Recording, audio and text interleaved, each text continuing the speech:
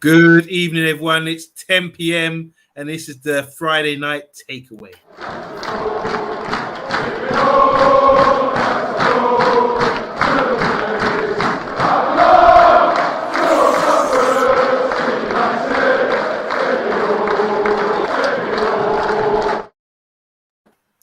Yes, people, my name is OMONDI, the Man United Agenda. Thanks for tuning in. This is the Friday night takeaways. Usually Mr. B and TalkMU, but it's been taken over. We've raided the show, we booted them out, and they're not coming back, or not for a few weeks at least. I want to say hi to Thomas Mitchell. You were on last week, made your debut, and you're back again, so you must have performed really well. Welcome back, man. How are you doing? I must have done okay, and I haven't been scared away yet. I haven't scared anybody else away by the look of it, so glad to be back. Thank you for having me on again.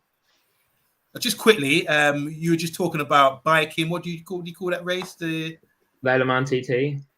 Isle of Man TT, yes. And I'm sure most of us have seen footage of this. It's like nerve-wracking the way they take them corners, aren't they? Do you have a bike? You into that? You into biking? I'm into it, and I had a bike, but I don't have one at the minute, sadly. What bike did you have? I had an MT125 Yamaha. De-restricted or not? Are you allowed to say? Well, that one, will Big can on the back. You can tell he's an expert. I don't know what the hell you're talking about the bike. Sounds fast, that's for sure. Shah, you know a lot about this sport as well, it seems. You're a jack of all trades. How you doing, Shah? How's your week been, bro? Yeah, it's been good, thanks. Just always like everything, man. Just waiting for these transfers to drop. My heart's pounding every morning, opening up the news, seeing if there's any news apart from the bad news that we're not hearing anything. But yeah, it's been a good week overall. Can't complain. The sun's shining, man. Good. It's a drought out here at the moment, isn't it? And welcome back, Matty. You've had your debut last week as well, and you've returned to the show to demonstrate your skills on the Friday night takeaway. How are you, bro? I'm very well, thanks, OMONDI. How's you? Yeah, I'm really good, really good. We just done a show, didn't we, about the 1 to 11 Premiership Premiership team of the year. I want to ask you guys the same thing for the intro. Give me your 1 to 11 4-3-3 rough team and see if there's any shockers in there. I'm going to start with you, Matty. My team, I'd go Mendy in goal, Reece James right back, Cancelo left back, centre backs. Now, I've got to go with the lad from Crystal Palace. Is it Mark Gahey? Yep. Yeah, and Christian Romero. They've exceeded For me, they've exceeded the expectations I had of them when they come in. It's easy to sit there and say Van Dijk, Silva, etc., etc. We know what they're capable of because they're amazing players. When Romero come in, I thought he was a good defender, but he's exceeded what I thought he was going to do. He's been better than what I thought he was. Yeah. And you've seen what he's done at Spurs and how he's elevated that team. Defensively, it makes Sanchez and Dyer look good now in defence. Yeah. I mean, that's no easy feat. What's your midfield? Midfield three. Midfield three. I've got to go De Bruyne. For me, he's the best midfielder in the world at the moment. Alongside him, we're going to go Conor Gallagher. Once again, exceeded expectation massively at Paris. And sitting, I'm going to go with Ruben Neves because he's a conductor. Just sits there conducting, orchestrating the attack in front of him, and he's very underrated skill. That Michael Carrick was really good at it. Yeah. A lot of teams like to have that story in there. For me, I want a conductor in there who's just going to sit there, orchestrate the attacks, and just dictate tempo and keep the team ticking over. And he does that extremely well. For forward line now, you've got to throw in a Man United player. Come on, man. Yep, Ronaldo gets in in the shambolic Man United team. Look what he's done.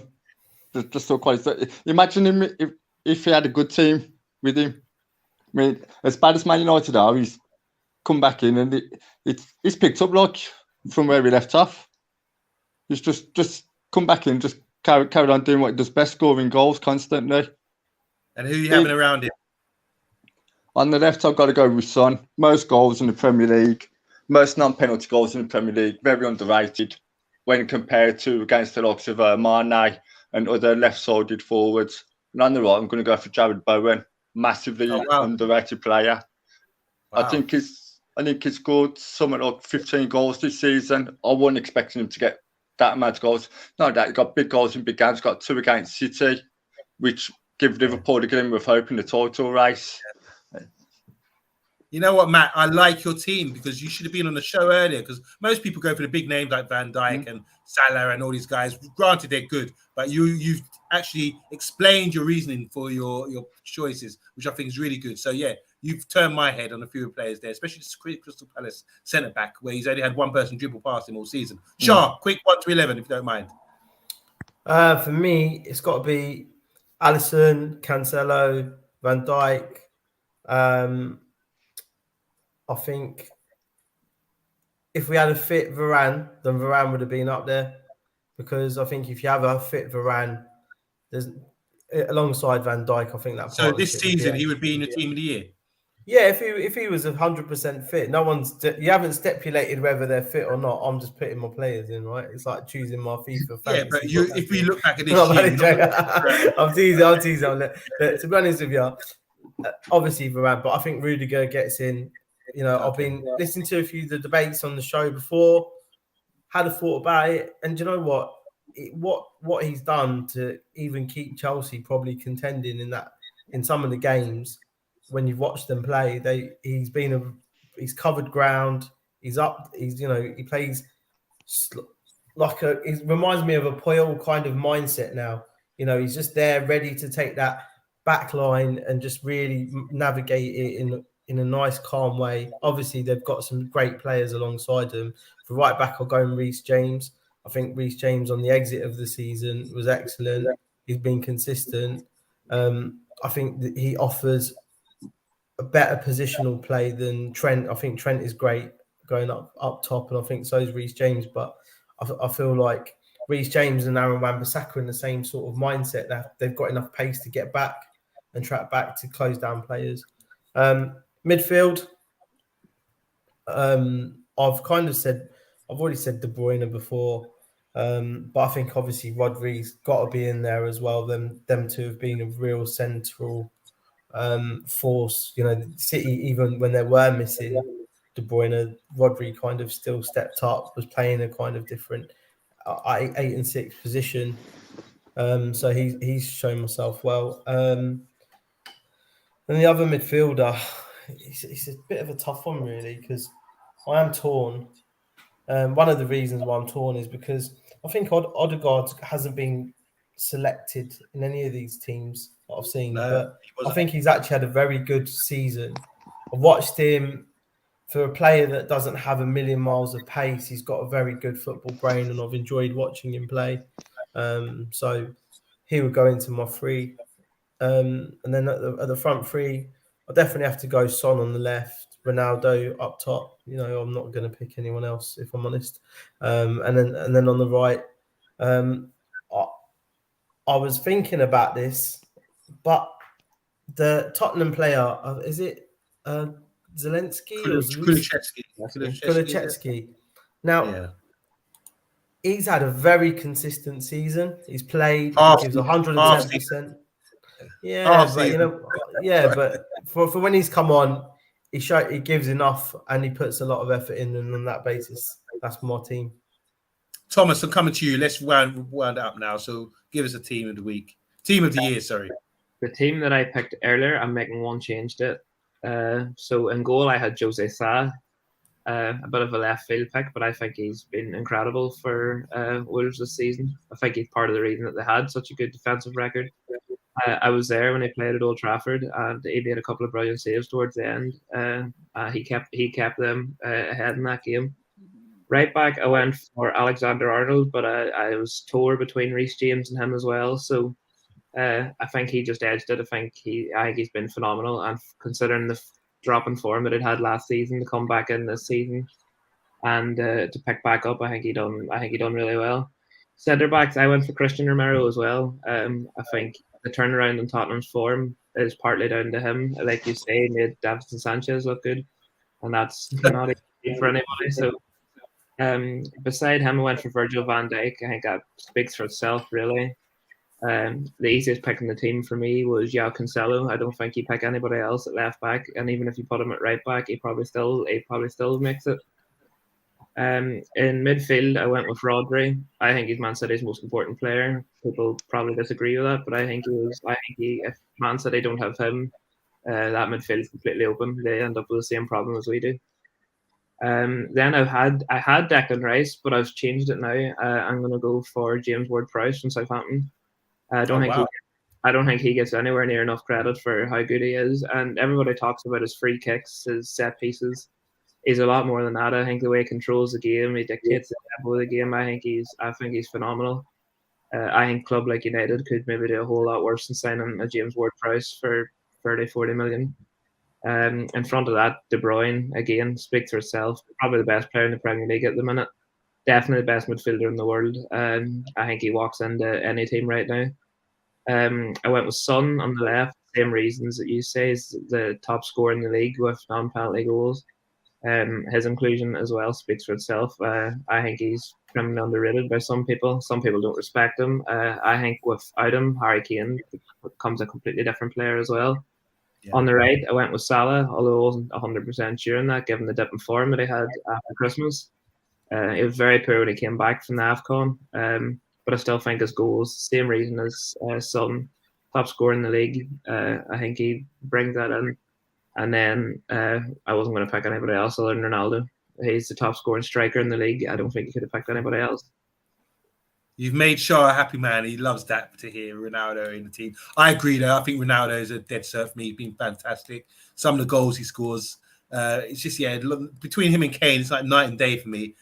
People like Kane. He's very good, but there's a difference when you're in that world-class bubble. I think Ronaldo still represents, and even at his age. So, really good teams there, guys. I think, Matty, your team has really raised an eyebrow, but, good justifications.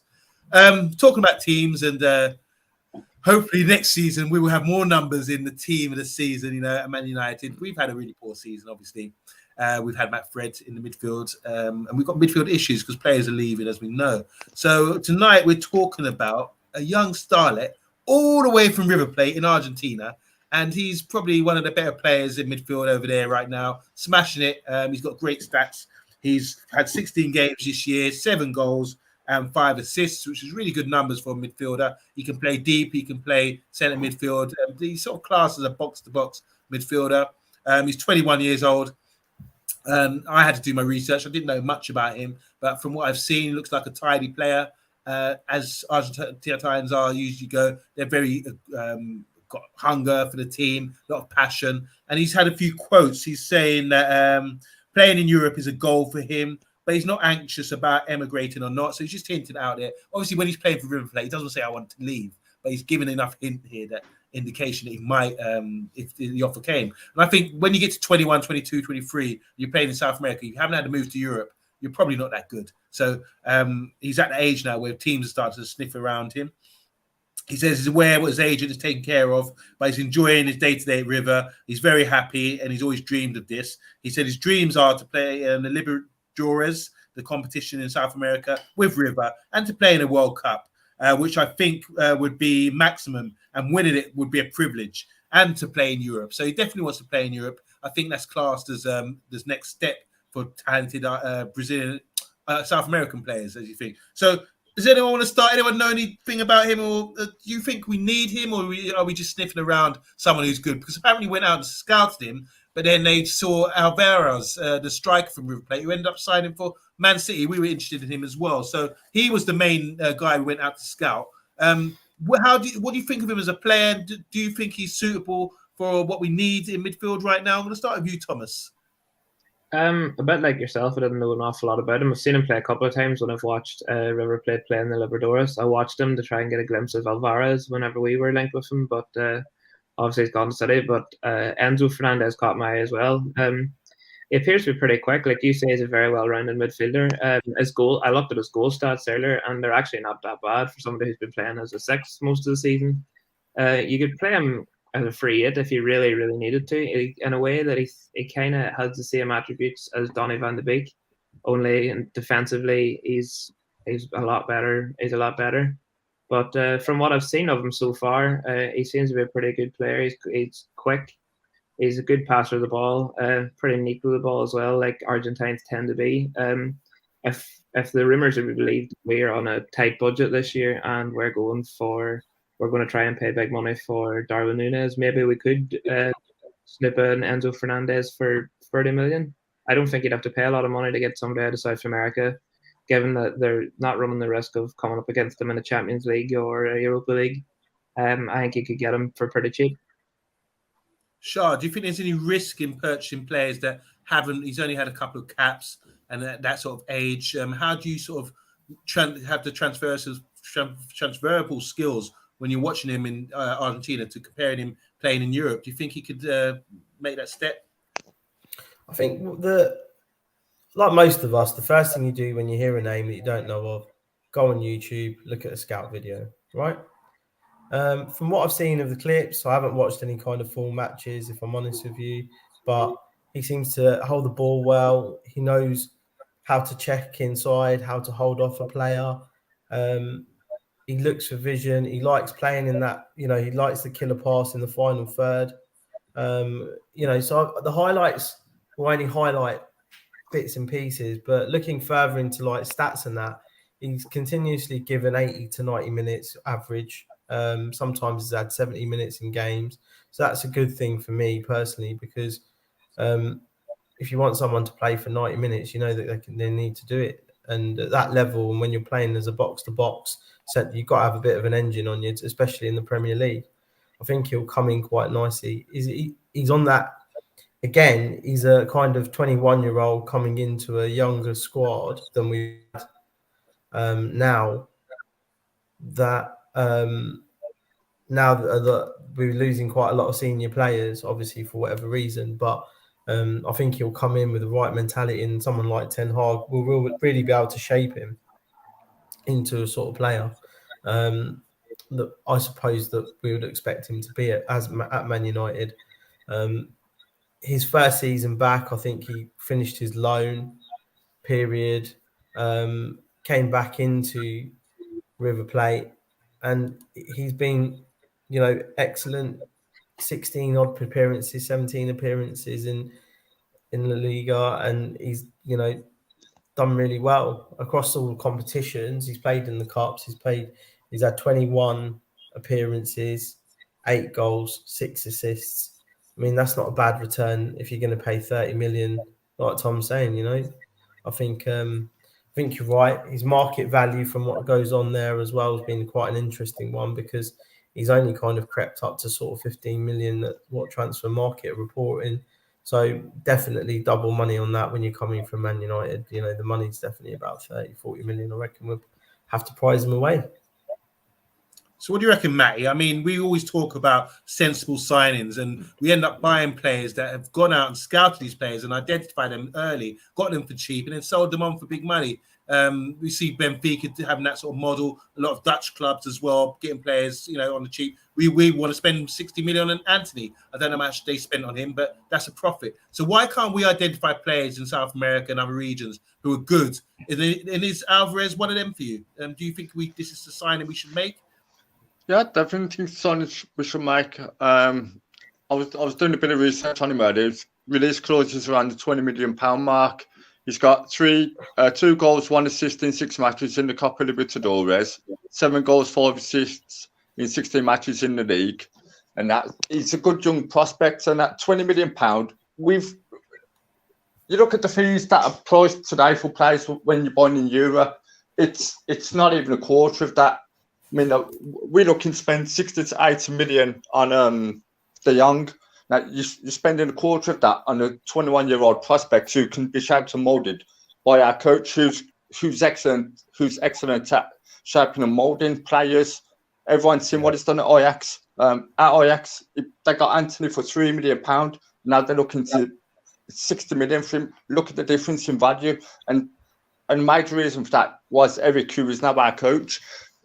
There's no telling what he could do with Enzo Fernandez. No, that you look at all the other teams that want him. Real Madrid. There's a reason Real Madrid are interested. Same as Man City.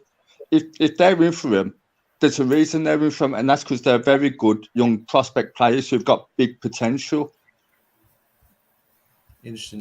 Just want to read this out from Callum O'Connor. He says he looks like a great player. XG at 90, 0.21, 0.16 assists per 90. That's good. 0.56 key passes per 90, and 1.86 smart passes per 90. 10.49 progressive passes per 90. Like SHAH was saying, he does make those key passes, and 1.62 progressive runs per 90. These are good stats when you look at it. And based on that, he's saying he looks like a great player. And I think, yeah, you can't deny that. I just want to go, there's a conversation going here between, I know Bath Time played in South America, so he knows a thing or two about the club. He said one thing about River Plate is they're for the elite. So it's probably for the rich people, compared to Boca Juniors possibly, or Buenos Aires. And there's always a question mark about their bottle, fair or not. That's about the club. Gaming Loader says, yes, boys, Loader here. Welcome to the channel. Boxer saying, if De Jong signs, will we sign a DM? Remember that, because I will be asking that in a minute. That's an interesting question, says Bath Time. It is. Thiago plays deeper than Henderson and Fabinho. So this guy, I've noticed he can play deep as well. He's got the technical ability to do that. You don't have to be an enforcer so much these days, do you? Talking about Lama as well. And I think we might do something similar with McTominay and maybe have him lead the press. So there's a lot of question marks about Frankie de Jong. Obviously, I think we all agree, don't we, Thomas? Frankie de Jong's our main guy. But do you think we should buy a DM, a specific DM's kind of style kind of player, if we do get Frankie de Jong in? I think Frankie de Jong's coming in as a DM. It's like we touched on last week. When you sign people look at the defensive midfielder like he has to be a destroyer. And that's not necessarily the case. You can always have someone come in as a deep line playmaker, and I think De Jong would suit that perfectly. Maybe if you sign De Jong, you sign yourself maybe an Enzo Fernandez as a backup or somebody if you want to change your shape, if you want to change it up a little bit, because we don't have anybody else really. De Jong sort of reminds me of sense he's in the same sort of bracket as James Garner. We're not 100% sure really what his best position is. Is he best as a 6? Is he best as a 3-8? I think De Jong comes in and does a job as a 6. He's done it before and he's looked fine. I think if he comes in as a deep line playmaker, I'm not sure we will sign another 6, but we very possibly could do, but I don't think we do.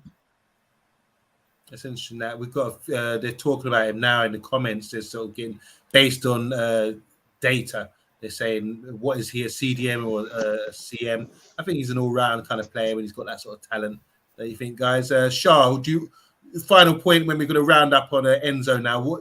What's your feeling on it? Do you think this is a sensible signing for us? And are you happy that we're looking outside the bubble of well-known players?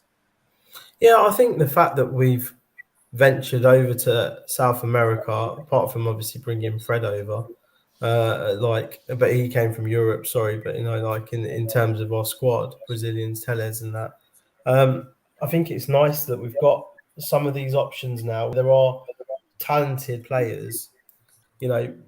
Brazil's a football nation, Argentina's a football nation, England's a football nation, Spain, Italy, they've all got fantastic youth prospects that somehow make it onto the world stage and over to Europe at some point or another.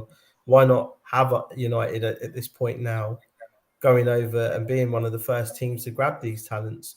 I think we grabbed a lot of these talents from the continent at younger ages. We've seen that many times over the last sort of couple of decades, especially we bought Ronaldo young, we bought Nani when he was young, the Rafael brothers, they came over, Rafael and Fabio, they came over from Brazil when they were 16. So really, there is always a bit of an affiliation to South America, but probably not as invested as some of the other clubs across the continent that may need to look at those lower budgets. We the last sort of 10 years, we've been going for marquee players that haven't been marquee. They've been more like Marquette. But, I'm excited. I'm excited to see some different names compared to the usual names that are battered around that we know that we would have to go and spend 60, 70 million for, like we have in the past, i.e. Sancho was 70 million from Dortmund, right? So. Matty, Box is saying here about 20. Well, Connor saying 20 million euros. which is pretty cheap, as you were saying earlier. Yeah. But where does that leave players like Hannibal and Garner? How would you feel if you're one of them that they're looking outside for a player their age, around their age group, and spending money on them? How would you feel? Well, you have to look at the role they're going to play. Are they going to play every game next season? No, they're essentially squad players. There's going to be a lot of games. There's going to be a lot of rotation. So, on the basis we're losing Lingard, Mata, Pogba, there's 3 midfielders gone already. Some more, and that we've got the league, we've got the Europa League and the other cup competitions. We're going to need rotation. And as Mesbury and Garner developed, I want to see Garner go back out on loan for another season. I think Mesbury needs a loan as well. Just get some consistent game time.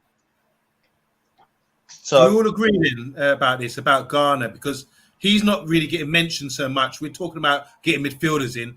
How many midfielders do we need? And does Garner and Hannibal and these guys, I mean, what do they have to do to really sort of get a stake of claim in the club? Because I think they're good enough right now. And if they're coached correctly, I think they can make a statement next year. Well, I'm just throwing it out there to all of you guys. What do you think? I'm going to pick it up really quickly just because Garner has had 2 seasons out. We've got other players that are out in the similar kind of age group that we haven't seen hit that elite 11.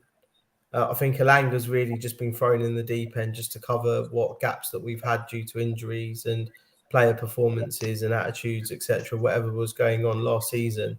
But really you got like Chong, Garner and Medri, but they're all coming from that same age group that have gone out on loan for 2-3 seasons. Like Matty's saying, are they grown up? Are they grown enough to play in the Premier League and have us back competing in the top 4? When you look at the top 4's midfield, these players are mature players in those central positions. You know, a lot of central midfielders really mature in that 24 to 27 age where they really kick in into form. You've seen that with De Bruyne. De Bruyne had to leave Chelsea at such a young age to go and get that game. So does that explain why Frankie de Jong's so vital? Because he would be the senior, more experienced player at 25 years old, with McTominay maybe and Fred. I mean, that's the experience we have. Yeah, but this is the thing, isn't it? We have got a lot of immaturity. I know that Pogba and Matic leaving, all right, whatever that happened in terms of their performances on the pitch, but those sort of senior players, they understand how to play football in certain positions. You're going to be there, put your arm around younger generations. These guys are looking at some of the players that didn't perform for us last season 100%. And that's where my worry is. So this kind of new blood, why not get the new blood bedded in, put Garner and Majebri out, so when they come back, they're into a better performing team where there's a bit consistent. If Eric Ten Hag has to deal with a new team, then it might be a good time to bed them in. So it's kind of, I'm on the fence about it, but I would probably personally like to see those 2 players, in particular, Majebri and Garner, out on a loan. Okay, Thomas, what are you saying, man? Because look, we've got 11 players released now. It's going to be Cavani, Reece Devine, Lee Grant, Lingard, Mata, Matic, Max Shane, Pogba, Connor Stanley, Paul Woolston, and Mello as well. That's 11 players released today from the club. There's a lot of players off the wage bill as well. So obviously, when we talk about someone like Enzo, that's the wages won't be an issue, but we will be feeling there's gaps for people to jump in now, isn't there? But would you prefer like experience coming in now, like players who are ready to go, like Liverpool bought Diaz, for example, and they might be going in for our guy Nunez soon. But these players are like at the age where they're ready to go, they're proven. Or do you think it's all about coaching and developing and getting these players in? Well, if you were in Ten Hag's shoes, what would you prefer? The quick development where you got players ready to go, or would you like to coach players and get them younger and just groom them up? I think you need to find a fair balance where you've got a couple of experienced players, because right now we don't have the most experienced players, especially in midfield. We need to bring players in that can help guide these young players through, because you can easily bring the likes of Garner into the first team as long as they're not playing every week. They've got to have that experienced head in there to help them out, and we have lost some experienced players in the ones that are released, regardless of what we think of their performances on the pitch for us. They've still got a lot of experience. So I think that you need to find a fair enough balance where you need to bring in players, young players that sort of are undercovered a bit that we don't really know, sort of like Fernandez, Enzo Fernandez. You need to bring them in, but I still think there's plenty of room for some experienced players, and there's players just about to come into their prime as well. Matty, there's a good comment here from Box. He said, how many centre midfielders can we carry in the squad? 6, 8, question mark. We've got Bruno, Donny van der Beek, Fred, McTominay, De Jong, possibly that's 5. Then you add in Garner, Hannibal, maybe an Ericsson, and add a DM to that. You're talking about 7, 8 players for 3 positions. I mean, this is a bit of a talking point. This is what I understand what SHAH's saying about loaning a couple of these players out. Is that enough? I mean, looking at the names there, do you really think we need to be signing 2 more midfielders, maybe? Yeah, definitely. I've definitely signed a couple more midfielders. You need to mix youth with experience. Sir Alex was an expert at doing that, and it's why we kept having title-winning teams. Not only that, you look at all the competitions we're in. We've got 38 games in the Premier League. You've got the games in the FA Cup, the League Cup, the Europa League, and all the travelling. And it's going to be a Thursday and a Sunday games. It's not much respite between each game, so you've got to have good squad rotation in there. You can't keep playing the same players week in, week out. You'll just burn them out. And we've seen that last season with a lot of players that burned out towards the end of the season. And it's one of the reasons our form just fell off a cliff. Now, if we've got... Go on. Yeah, sorry, go on. If we've got a good squad depth, we can do good rotation. We can play Fred with De Jong. We know De Jong's class on the ball, but we need somebody like Fred for his work rate. Same with McTominay. You've got to have that mixture of quality but work rate. Now, it's not just about having quality. You've got to mix it with work rate. You can't expect the same player to run constantly up and down the pitch 90 minutes every 2 to 3 days. So what do you reckon, when you look at the top sides at City, Liverpool, how many midfielders would they have in their squad? They play 3 in midfield, for example. How many midfielders do they have in their squad, SHAH? City, well, literally they've got 4 or 5, haven't they? What, and for 3 positions? Pretty much. What do you reckon, Thomas, Matty? I mean, Liverpool, Man City, Chelsea, how many midfielders do they have? Because we seem to have quite a few here who are sort of average but not outstanding. Would you rather be like... I think the problem that we look at here is when you do look at the midfielders that City have got, they've got De Bruyne, Foden, Grealish,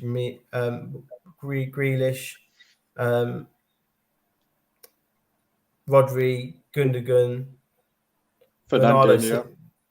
Fernandez. Yeah. Well, obviously he's gone now, isn't he? He's retired. Has he retired? Has he done an extra year? Gone, yeah. Yeah. So, and then they've got 4 or 5 there. But when you talk about those players are excellent footballers. Yeah. Like excellent. You're talking 8 out of 10 every match. 7 and 8 out of 10. That about the top clubs and how many midfielders they have. What do you think? How do you get the best balance there? Because these guys are doing something special. They're getting 90 odd points a season. We compare Liverpool and Man City with their midfields. I've just looked online. City have got 13 players capable of playing in the midfield. That includes players who are in different positions. Like you've obviously got Bernardo Silva, Grealish out wide. You've got Zinchenko at the back, but they're capable of playing in midfield. They can do a job if they step in. But if you look at some of the top teams, you look at some of the praise that Liverpool were getting and City were getting, a lot of people are saying about how they've got 2 world-class players in each position, somebody that feeds straight in, like for like, moves out. In our midfield, we definitely don't have that because you've got the likes of McFred. There's no balance there at all. I like Fred, I like McTominay, but I don't like them together. I like one or the other. We haven't got anyone to step in and do that. We had Matic, but again, completely different player. So you're losing a different balance again. Where were you ever going to get a system that was going to work that way? So I think you've got to get more in there. I think even without getting rid of them, got loads of good young players there as well, and Garner and Dylan Levitt, who's not really had a mention yet. I think that you still can bring in 2 or 3 more without letting go of any of them. Yeah, good point. What do you reckon, Matty, about the balance then? So we've just mentioned there, maybe City have got maybe, did you say 13 players, Thomas? 13 players capable of playing midfield, yeah. Okay.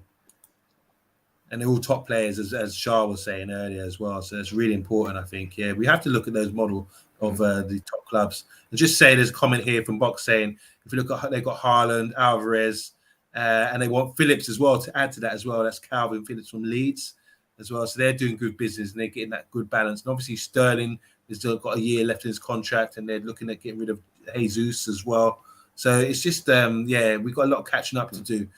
Box is saying we should play Fred at left back. That's versatility, isn't it? Just want to go to a couple of comments here because there's a few good ones from Bath Time. He's saying, I think McTominay, De Jong, Bruno are starters with Fred, Donny and Garner as squad players.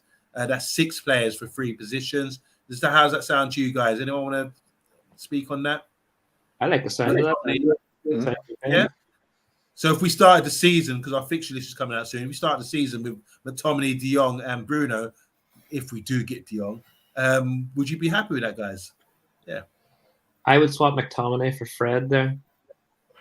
And I think you get a little bit more balance in because you've got Fred. If you're playing De Jong at 6 and you've got Bruno doing all the attacking work, you've got Fred there who can do a little bit of both as long as he's not focused on one or the other. If he can do a bit of both, I think you've got a nicely balanced midfield there.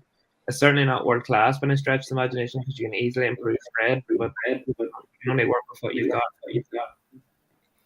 And it's all like learning curve as well. We've mentioned like 11 players going missing or being released this year. But here's question marks about these ones: Pereira, the goalkeeper, Tunzabi, Chong, who's been on loan in the Championship, Bailey, apparently he's going, Jones, Wan-Bissaka, Tellez, Henderson, the goalkeeper, Levitt. Did you sign a new contract, Levitt? His year is extension. And Martial. Yeah. So Box is saying these players could possibly leave. Is there anyone there that stands out you think should be given an opportunity? Anybody? I think Dean Henderson still has a chance, and I think Son Levitt definitely kept about as well because I think he's quality. Anyone Pereira else? As well, the midfielder, not the keeper. Oh, sorry, beg your pardon. Yeah, that's right. Yeah. Paulo Pereira. Pre-season Pirlo. Yeah. And for me, obviously, Tuanzebe, I think he's I think he had a fantastic game at PSG. There's capabilities of a player. He's just been very unlucky with injuries. I think that's the problem that we have. It was at Villa, injured. He went to Italy, he hasn't been played. So there's going to be a bit of a confidence issue with Tuanzebe coming back into the squad if we can get it back out. Chong as well. Chong's a great player, isn't he? I mean, I think like what we've seen of him, even in Birmingham, the fact they know how class he is, helped them a lot. But again, he got injured. So a lot of these players that are on that list, they've had inconsistent seasons and periods of their career so far. We need players that can play for 90 minutes without pulling a hamstring or busting their ankle, for me. So Fred is definitely, no one's talking about Fred leaving or being sold. He seems to be an essential part of our squad at the moment, which I'm not happy about. I'm not really a big fan of Fred. I don't think he's going to take us anywhere near winning titles or that kind of thing. I think he's too lightweight, hasn't got that great ability on the ball, and just works hard. And I think we need far more than that in our midfield. So, I just want to talk about Martial quickly, guys, because I think Martial was on that list that Box mentioned, and he's probably on the biggest wage as well. Is there any chance for Martial to turn it around, guys, and be an essential part of this squad? Do you reckon, Matty? That's down to Anthony Martial. We saw what happened under Ralph. If he comes back and he's got the same attitude, he has to go. And if he decides he wants out anyway, just move him on. If he's willing to come back, get his head down, work hard, and listen to what Eric wants, then give him that chance. And I use the same for Rashford. I know a lot of our fan base would keep Rashford, sell Martial, sell Rashford, keep Martial. It's about the players' attitude. Do they want to play for Manchester United? Do they want to be here? If they don't want to be here, move them on. If they've got a bad attitude, move them on.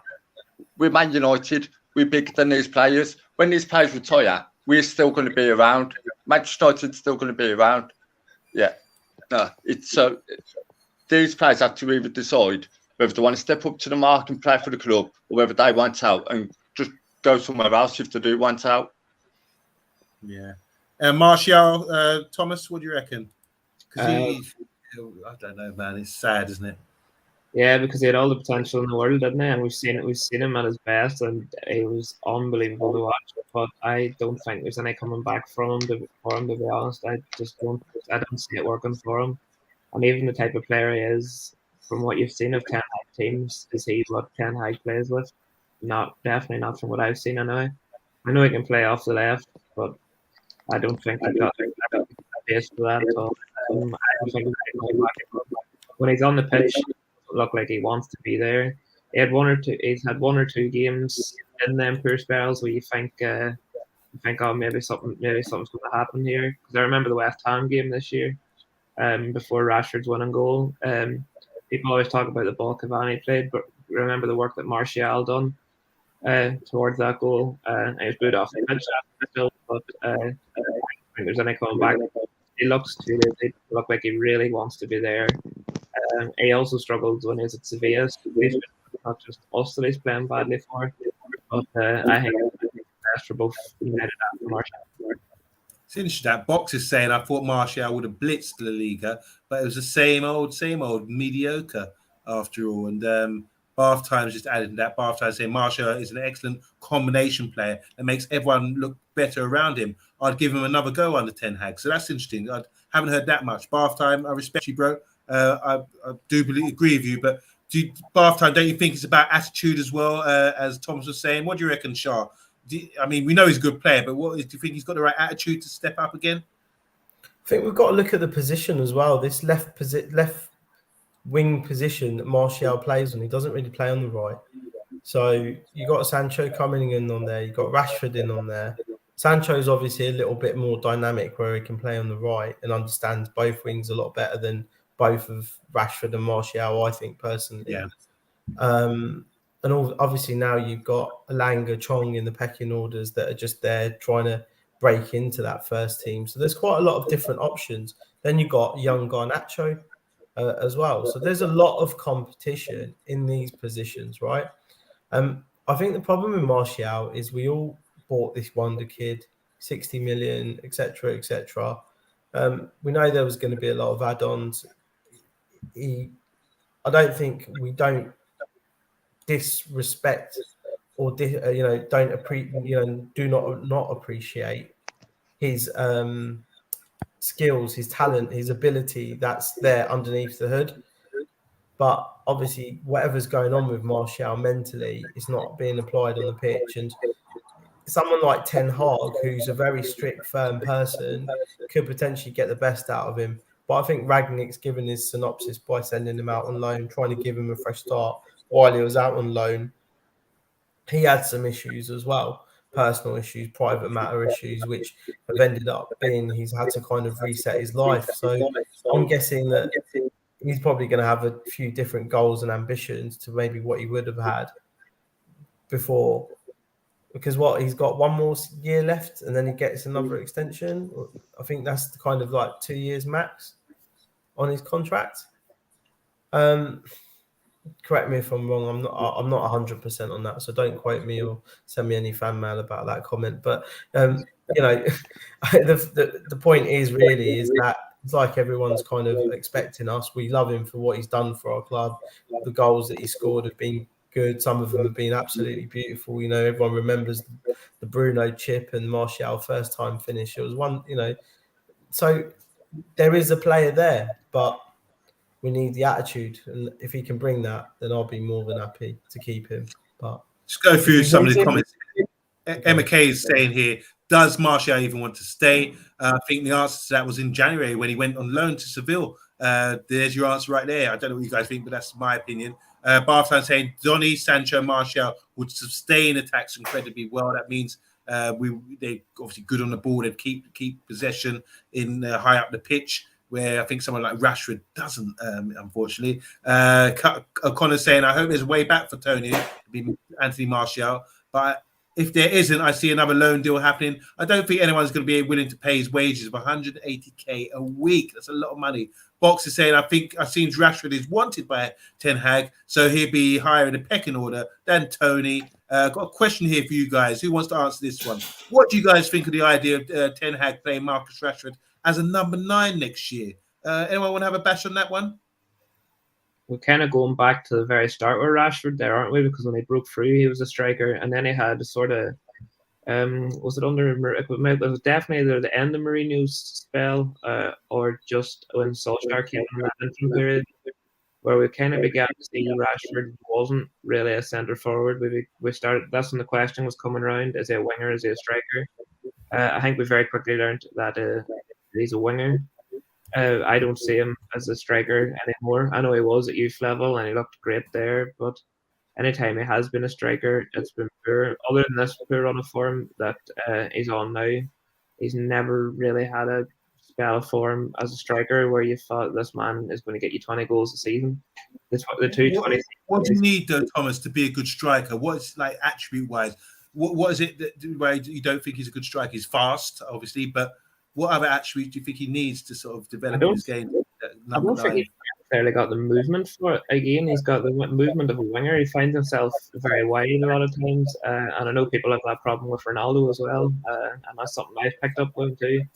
But Rashford's movement, I think, as a striker, it's not all there. And that could be worked on. Of course it can. But I don't see it there for him at the moment. He's not great in the air. In fact, he's not good in the air at all, is he? But yeah, he is quick. He is a good finisher on his day. Strength-wise, he doesn't look like a strong guy, but he is actually, he's a physical character, so he does have that. But I think movement and his heading definitely he needs to on them if he does want to be a striker. So we're trying to answer your question here, Pat Lawless, about whether he could be a number 9. Box is saying Rashford could be the next to Sebastian Haller, who's a big, strong, hold-up kind of target guy. So who finishes his dinner in the box, who can header in the box, and is clinical in that respect. What do you think, Matty? Do you think Rashford's got the ability to be a number 9? No, I don't see it in his game. I don't think he's got the aerial presence and the overall gameplay to be a number 9. He's more suited to being out on that left-hand side, coming inside and shooting. But that's something he needs to work on as well. He's constantly coming inside and shooting. He needs to come inside and look for a pass or a cross. He also needs to work on his left foot. So when he's standing the full back up, he can go down the outside rather than just constantly coming inside. It's very easy to defend against. If I'm defending against Rashford, I know he's looking to come inside. I'll just close that space off. I'll force him to go down the outside. He can't use his left foot.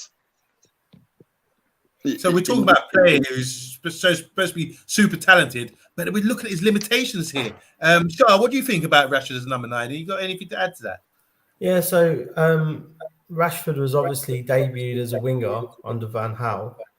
Kind of grew into that role naturally. Then he was flirted with in that 9 position when there was injuries, and also Martial at that point was meant to be the number 9. If you remember, he had his shirt taken off of him, given the number 11 shirt. Rashford got pushed out right to play alongside Lukaku and stuff like that. So for me, the times that I've seen Rashford play in those positions as a 9, he's been more being able to beat the defender by pace and the ball going over the top, that kind of a 9. When I think of a 9, I think of a person quite like Matty said, and about them being finishers. If you look at some of the older, when we were looking at some of the older games and that, and you used to look for where are our attacking players, why aren't goals coming in? It wasn't until Greenwood entered that 3 that there was a little bit of a shift in how one would drop in and one would go into those positions. But open goals that they've kind of, there's opportunities that we've seen Rashford not have that, what I called Ronaldo, Haaland, Cavani kind of finishing instinct. Yeah. Now, Rashford has played alongside a lot of number 9s, a lot of number 10s. So this is where I think that he should have learned and picked up that kind of finishing ability and quality as a striker. So is he going to be that kind of number 9 that we can rely on? Coming back to your question is really, I don't think he will be.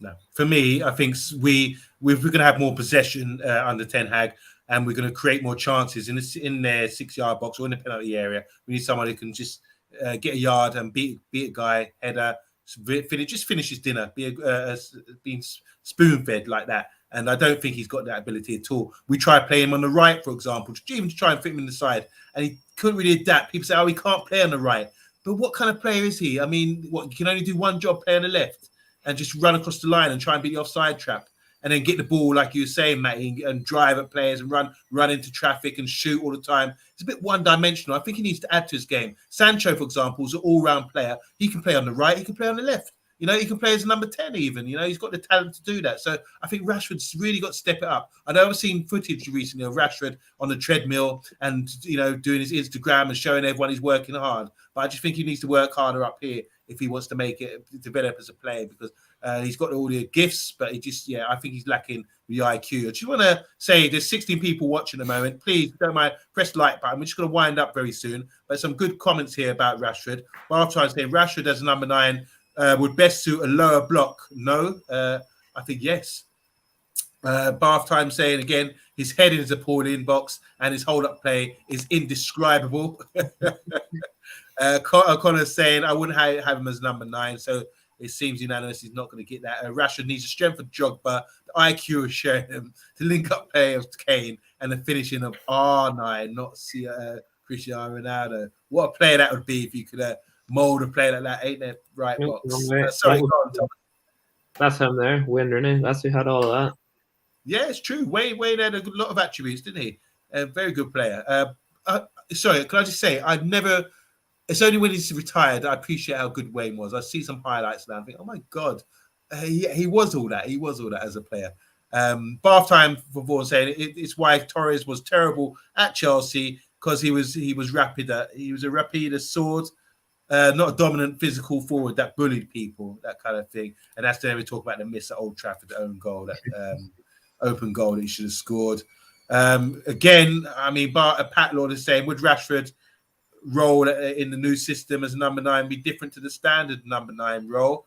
Connor's saying, I think it's going to take Rashford too long to develop the skills that he needs to take to be a number 9. He hasn't developed it in a number of years. And even if Eric is a magician, it would take a lot of time. Shout out to SHAH's kitchen. What are you cooking in the kitchen, man?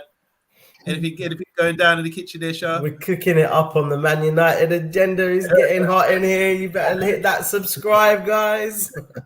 And Box is saying Rashford could be a useful sub to start the new era. Have to buy in his time. Hope he goes up another level. Yeah, so it seems like we all like Rashford and we want him to develop well. Guys, we're going to wind up the show now. So what's the news on the grapevine? Anyone got any news for us? Any sort of gossip or any hopes or dreams?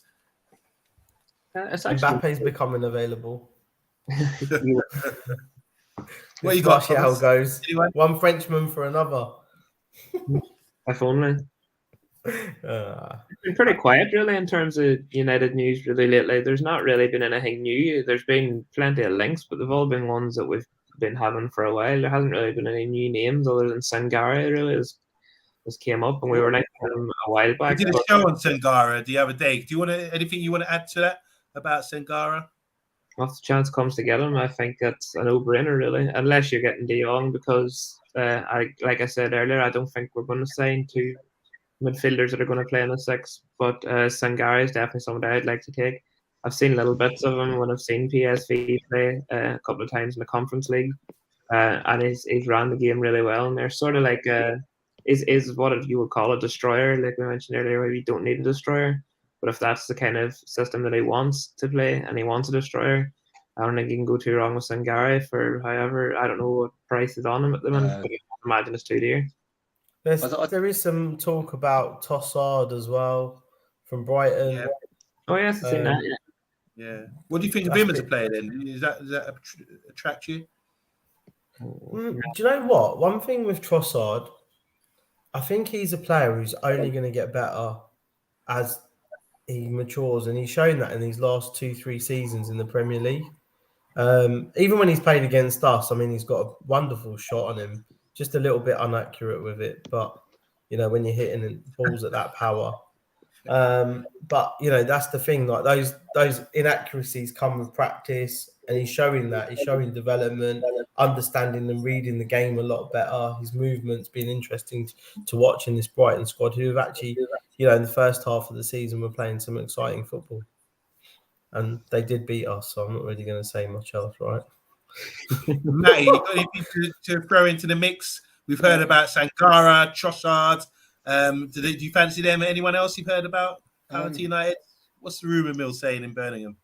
I wouldn't mind Sangara. I think he's a very good player and he's going to get better. He's very young as well, and it's 35 million for him. I want to put out that if you can't get De Jong because the price seems to be changing every single day, who would you like to see brought in as alternatives to him?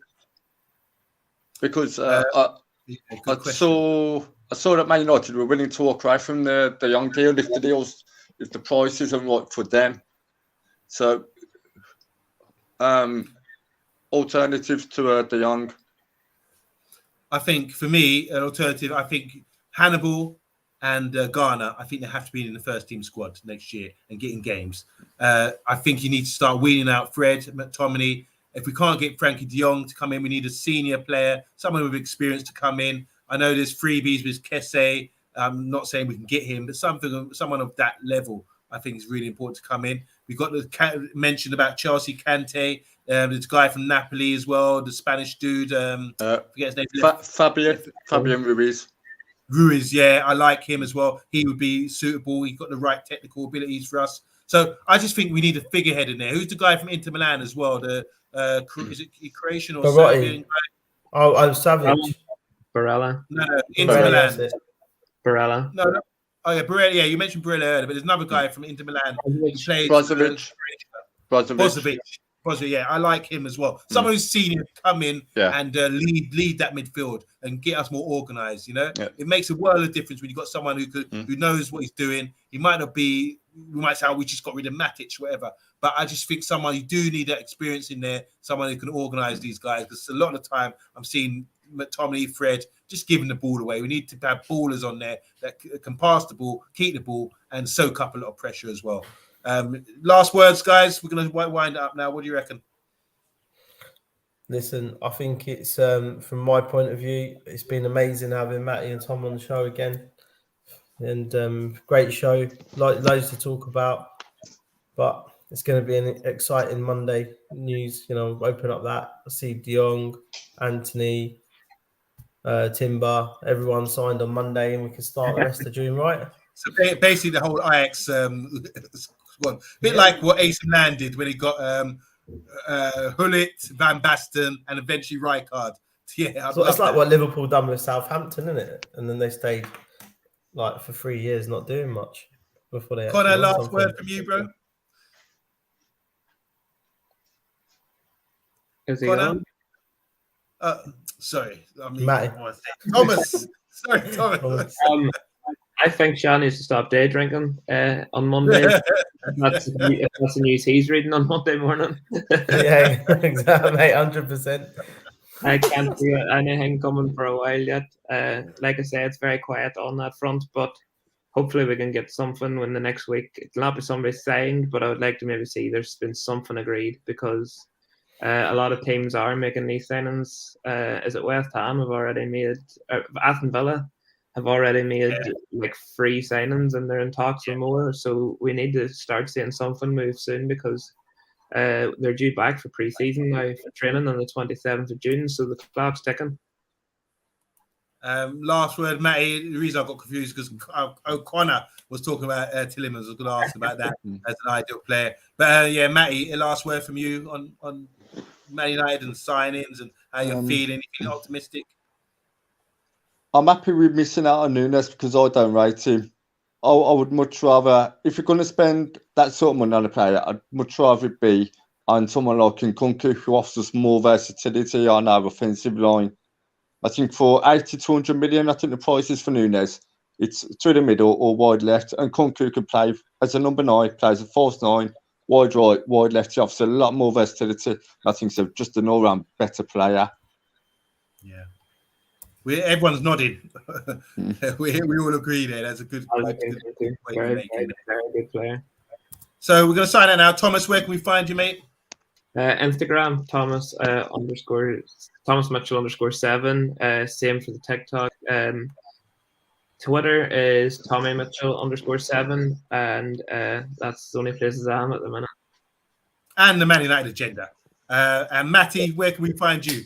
You can find me putting mad outrageous tweets out there on Twitter at Matthew. At Matthew, I think it's 3838063. It's essentially my name. There's a load of numbers, but if you go on my United Agenda's Twitter, I'm on there, followers, so you can find me there. Lastly, big up to everybody on the panel. OMONDI, Thomas, SHAH. Thank you for having me on. It's been a blast. There you are. Yeah, there we go. Matthew Adam Bassett. Yes. Yeah. Hit him up, guys. Hit him up. Numbers in there. And SHAH, well, we know we can find you in your kitchen, stirring up something nice for your nice, clean silver kitchen. Stirring up some transfer rumors. Like an industrial kitchen, like you got a little side business going on out there with deliveries or something, you know, very clean. But yeah, where can we find you, SHAH, apart from the Man United agenda? Yeah, obviously I'm here. If you need to get hold of me, it's obviously at SHAH_United on Instagram. Don't forget to hit the like, subscribe. Obviously, we've got our membership packages up as well. Join in. You could be like Matty and Tom coming onto the channel as guests. And, you know, it's something that we, as a panel, you know, we've always kind of said in the background that we want to get you guys involved. And thank you all for comments and that. We always appreciate you. And you can also find you on down at Old Trafford and the home games. Yeah, I'll be there. Live games. We just renewed our season ticket, so we'll be there at all the home games unless it's getting battered, and then I'll give it to someone like Errol to go and sit up there for a bit. Thomas, you go to home games as well, don't you? Yeah, I go as often as I can. I'm hoping this year maybe get to at least 12. I might be being optimistic, but that's my goal at the minute. Well, hopefully between the two of you and Paddy as well, you can give us some live reports or video vlogs, whatever, from the stadium, and let us know how it feels, because it's not the same, is it, watching on Sky Sports to actually being at the ground. So yeah, bless up, guys, man. Just want to say to all the people in the comments, there are some really good comments in there from Box, from Bath Time, from I was going to say Thomas, but it was O'Connor. Sorry for that mix-up. And yeah. And Emma as well. Emma was in the house as well. So big up to you guys. And then, like I say, if you want to be a member, come and join us on the Friday night takeaway. And you can get your comments. Well, forget the comments. You can actually come and verbally speak them out on the show like Thomas and Matty have for the last 2 weeks. And hopefully we'll be seeing a lot more of you. So big up to everyone who's tuned in tonight. I hope you all enjoy your weekend. Obviously, there's no football on, but there's international games, I imagine, isn't there? England versus Italy, isn't there? Yeah, tomorrow night. Okay, there's something to look forward to. Maguire watch, I imagine, is it? No. Having a break from them. Or Barella watch. That would be a good one. Let's all watch Barella and see what he's doing, because he was brought up a few times today. And here we go. Here's the flag. Do you want to give us a shout out? What's all this about? Northern Ireland? Northern Ireland play at the weekend. They have got, I've actually got no idea who they've got, but they're at home on Sunday at 2:00. Brilliant. There you go, guys. There's something to tune into. And yeah, England, I hope they can get Italy. That's a tough game. Is it revenge for what happened in the Euros? Anyway, we're signing out. I want to appreciate everyone on the show, appreciate everyone in the comments, and have a lovely weekend. See you later. See you later, guys.